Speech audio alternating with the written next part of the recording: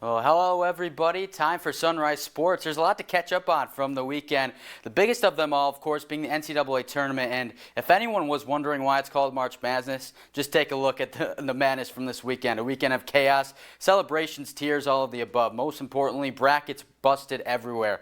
I know mine is. The Sunday full of upsets kicked off with a big one as Loyola Chicago channeled Sister Jean there to take down the #1 seed Illinois, moving on to the Sweet 16. The Ramblers headed back after their magical run of the Final Four 2 years ago in 2018.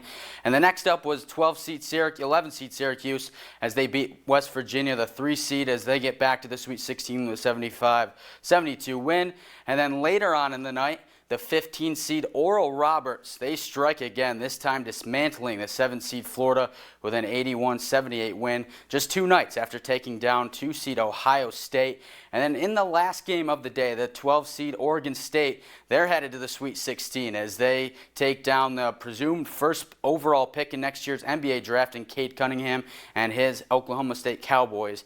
80-70 upset win for Oregon State. But let's take a deeper look at one of those bracket buster upsets, and why not? Syracuse, West Virginia, inside Bankers Life Fieldhouse, Bob Higgins, Jim Boeheim. As we move on into the first half here, and that's a triple.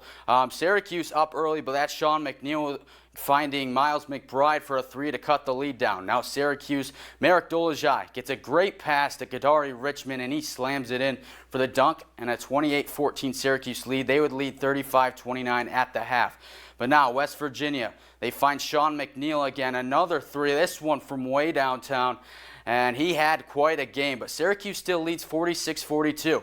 Now West Virginia's Miles McBride again goes to the top of the key, hits a deep 3, and it's now just a 1-point Syracuse lead. Now Syracuse goes on another run of their own, 72-63. Now Kadari Richmond, after this, he comes down the floor, and with 18 seconds left, he is going to knock down this shot that's going to ice it.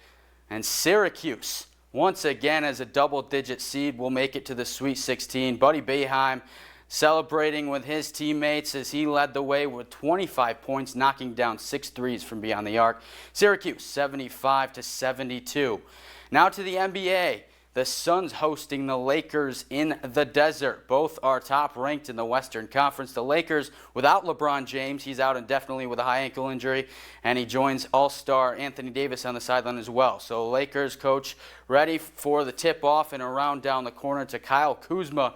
That 3, the Suns up 15-9. Now Suns Cameron Payne sets up the alley-oop dunk to DeAndre Ayton. Suns up 23-15.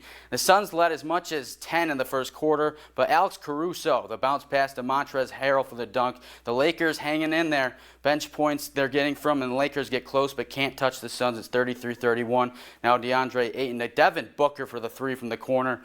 What a year he's having, 50-39. And hey, NFL quarterback Patrick Mahomes in attendance in this one. Suns up 59-44 at halftime, and that's DeAndre Ayton in the second half. Another dunk. That was a assist from Chris Paul, his 10,000th career assist, which is 6th all-time. Incredible. Suns up 72-57. Suns would go on to win 111-94. DeAndre Ayton led the way with 26 points and 8 rebounds. And there's LeBron James looking on as his team falls. The Suns keeping pace as the second best team in the Western Conference. And some bad news in the NBA, although Rookie of the Year frontrunner LaMelo Ball may be out for the season after suffering a major wrist injury in Charlotte's loss on Saturday to the LA Clippers. The Hornets announced on Sunday that Ball has a fractured bone in his wrist and are officially listing him out as indefinitely pending further evaluation. LaMelo is the youngest of the Ball brothers, sons of LeVar Ball, who started the Big Baller brand a couple of years ago.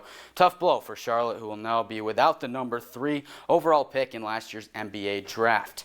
Now over to Miami, the Heat hosting the Indiana Pacers. Bam Adebayo gets the ball and just flushes it on Domantas Sabonis. Oh my goodness, that was pretty. Took flight there. And take a few looks here, as they did initially rule it a charge on Adebayo, but it was overturned in the and one posterizing dunk.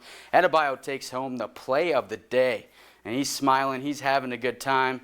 But that wouldn't be enough, though, as the Pacers walked away with a 109-106 victory in overtime. And that's shout out to Dominique here. She's from Indiana. Hey now, love some Pacers. Pacers taking home the overtime victory, even though I had a bio with the play of the day there. All right, now for all of you racing fans, the NASCAR Cup Series was in action yesterday at Atlanta Motor Speedway as racers battle took to win the Folds of Honor Quick Trip 500. Racing teammates Martin Truex Jr. and Denny Hamlin starting in the front row with Hamlin on the pole. Joey Logano, Brad Keselowski to follow in the row behind him. As we're ready to roll, let's go as the green flag is underway. And Hamlin and Truex lead the front pack. After stage one, Kyle Larson takes the stage one with ease, passing the checkered flag with no contest for a second stage win of the season and his second stage win in Atlanta. Now stage two, Kyle Larson stays in control and wins again. That's his first back-to-back stage wins in his career. And now the final stage with 9 laps to go. After Kyle Larson was leading all day, Ryan Blaney takes the lead, passing Larson for the lead late in the race.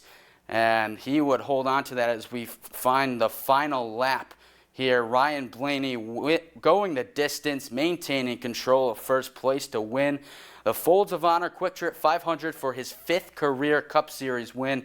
So Blaney in first, Kyle Larson in second, Alex Bowman in third, and it was rounded out by Denny Hamlin and Kyle Busch in 5th. The 27-year-old here from Ohio celebrating the win. He gets up out of his car. Some fans look on. His 5 wins are already more than his longtime racing father, Dave Blaney, who never recorded a win in the NASCAR Cup Series. That's it for sports. Stay tuned as we get to weather on the other side of the break.